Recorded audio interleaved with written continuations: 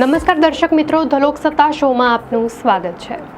ભારત અને અફઘાનિસ્તાન વચ્ચેના સંબંધોમાં એક મોટો અને સકારાત્મક વળાંક આવ્યો છે, જ્યાં ભારતે અફઘાનિસ્તાનની રાજધાની કાબુલમાં પોતાના ટેકનિકલ મિશનને ભારતીય દૂતાવાસના સ્તર સુધી લઈ જવાની ઔપચારિક જાહેરાત કરી છે।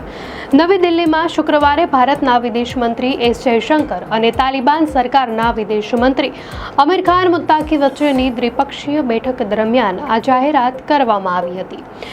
એસ જયશંકરે આ ઘોષણા કરતા ખુશી વ્યક્ત કરી અને મુત્તાકીના ભારત પ્રવાસને બંને દેશોના સંબંધો માટે ખૂબ જ મહત્વપૂર્ણ પણ ગણાવ્યો। ભારતે ઓગસ્ટ 2021માં અફઘાનિસ્તાન પર તાલિબાનના કબજા બાદ કાબુલ સ્થિત પોતાના દૂતાવાસને બંધ કરી દીધું હતું। હવે દૂતાવાસની પુનઃસ્થાપનાનો આ નિર્ણય દર્શાવે છે કે ભારત અફઘાનિસ્તાનના લોકોના શુભચિંતક તરીકે ત્યાંની પ્રગતિમાં ઊંડો રસ ધરાવે છે અને તેની લાંબા ગાળાની ભાગીદારી જાળવી રાખવા માટે પણ પ્રતિબદ્ધ છે। આ જાહેરાત એવા સમયે થઈ છે કે જ્યારે ભારત હજી સુધી તાલિબાન સરકારને ઔપચારિક માન્યતા આપી નથી, પરંતુ દૂતાવાસને અપગ્રેડ કરવાનો નિર્ણય એ વાતનો સંકેત છે કે બંને દેશો વચ્ચે હવે સીધો સંવાદ અને વ્યાવહારિક સંબંધોને પ્રોત્સાહન મળશે। વિદેશ મંત્રી એસ જયશંકરે બેઠક દરમિયાન પહેલગામ આતંકવાદી હુમલા બાદ અફઘાનિસ્તાને જ સંવેદનશીલતા દર્શાવી તેની પ્રશંસા પણ કરી હતી। તેમણે ભારપૂર્વક કહ્યું હતું કે ભારત અફઘાનિસ્તાનની સાર્વભૌમત્વ, ક્ષેત્રીય અખંડિતતા અને સ્વતંત્રતા પ્રત્યે સંપૂર્ણપણે પ્રતિબદ્ધ છે। આ સાથે જ ભારતીય કંપનીઓને અફઘાનિસ્તાનમાં ખનન માટે આમંત્રિત કરવાના પગલાંને પણ તેમણે પ્રશંસનીય ગણાવ્યું। તાલિબાનના વિદેશ મંત્રી મુત્તાકી સંયુક્ત રાષ્ટ્ર સુરક્ષા પરિષદની પ્રતિબંધિત આતંકવાદીઓની સૂચિમાં સામેલ હોવા છતાં તેમને 9 ઓક્ટોબરથી 16 ઓક્ટોબર સુધી ભારત આવવા માટે યુએનએસસી તરફથી વિશેષ છૂટ મળી છે। આ પ્રવાસ મુત્તાકીનો પ્રથમ ભારત પ્રવાસ છે, જે દરમિયાન તેઓ ભારતમાં રહેતા અફઘાન લોકોને પણ મળી શકે છે અને ભારતીય મીડિયાના અહેવાલો અનુસાર તેઓ આગ્રા અને દેવબંધની મુલાકાત પણ લેશે। આ ઉપરાંત મુત્તાકીએ છેલ્લા 4 વર્ષમાં અફઘાનિસ્તાનમાં આવેલા ભૂકંપ સહિતની આફતોમાં ભારતે કરેલી મદદ બદલ આભાર વ્યક્ત કર્યો હતો અને જણાવ્યું હતું કે અફઘાનિસ્તાન ભારતને એક નજીકનો મિત્ર ગણે છે। અફઘાનિસ્તાનના મીડિયા અહેવાલ અનુસાર મુત્તાકીના પ્રવાસના એજન્ડામાં તાલિબાનને ભારત દ્વારા માન્યતા આપવાનો મુદ્દો ટોચ પર હતો। જો કે રાજકીય વિશ્લેષકો માને છે કે ભારત હાલમાં જ તાલિબાનને માન્યતા નહીં આપે, પરંતુ સંબંધોમાં હકારાત્મક વૃદ્ધિ થઈ રહી છે, તેમાં કોઈ શંકા નથી।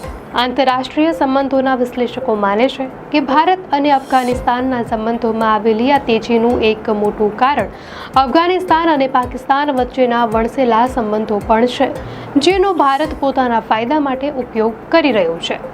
મીડિયા અહેવાલમાં જણાવ્યા અનુસાર કાબુલમાં ભારતીય દૂતાવાસના વિસ્તરણ અને બંને દેશો દ્વારા પૂર્ણકાલીન રાજદૂતની નિમણૂક પર પણ સહમતિ બની શકે છે। તાલિબાનના સત્તામાં આવ્યાને 4 વર્ષ થઈ ગયા છે, તેમ છતાં રશિયા સિવાય અન્ય કોઈ પણ દેશ પાકિસ્તાન સહિત તાલિબાનને હજી સુધી ઔપચારિક માન્યતા આપી નથી। જોકે કાબુલમાં ભારતીય દૂતાવાસના સ્તરને વધારવાનો નિર્ણય નિશંકપણે બંને દેશો વચ્ચેના સંબંધોને એક નવી અને વધુ મજબૂત દિશા આપશે, જેનાથી પ્રત્યક્ષ વાતચીત અને સહયોગને વેગ પણ મળશે।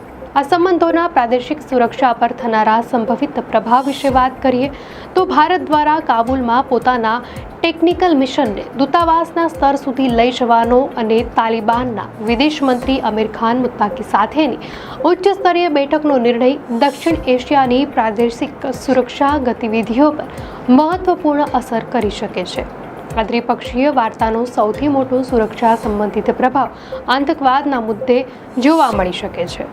વિદેશ મંત્રી એસ જયશંકરે મુત્તાકી સાથેની બેઠકમાં પહેલગામ આતંકવાદી હુમલા પર અફઘાનિસ્તાનની સંવેદનશીલતાની પણ પ્રશંસા કરી હતી અને આતંકવાદના તમામ સ્વરૂપો સામે લડવા માટે પ્રયત્નોનું સંકલન કરવાની જરૂરિયાત પર પણ ભાર મૂક્યો હતો।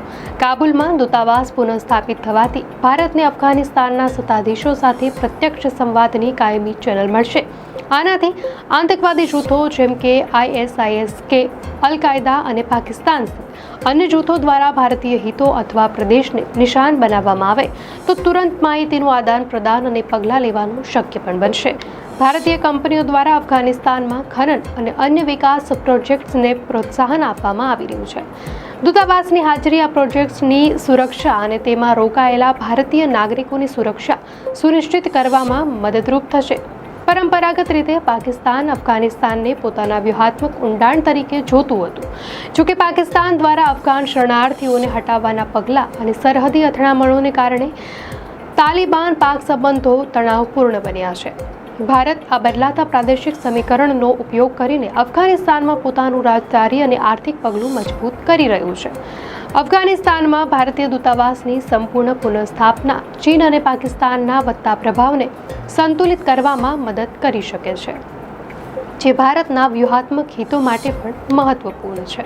ભારત અફઘાનિસ્તાનને તેના લોકોના શુભચિંતક તરીકે જુએ છે અને ભૂકંપ જેવી આફતોમાં મદદ કરીને માનવતાવાદી સહાય પૂરી પાડે છે. દૂતાવાસના સ્તરનું મિશન અફઘાનિસ્તાનના લોકોને ખોરાક, દવાઓ અને શૈક્ષણિક સહાય જેવી મદદ વધુ અસરકારક રીતે પહોંચાડવામાં સક્ષમ બનાવશે. અફઘાનિસ્તાનમાં સ્થિરતા આવવાથી ભારતને પશ્ચિમી સરહદો પરની સુરક્ષા ચિંતાઓ હળવી થવાની આશા છે. દર્શક મિત્રો, આ અંગે આપની શું પ્રતિક્રિયા છે અમને કોમેન્ટમાં ચોક્કસથી જણાવશો. અને જો આપને આ વિડીયો સારો લાગ્યો હોય તો વિડીયોને લાઇક કરો અને ચેનલને સબસ્ક્રાઇબ કરો.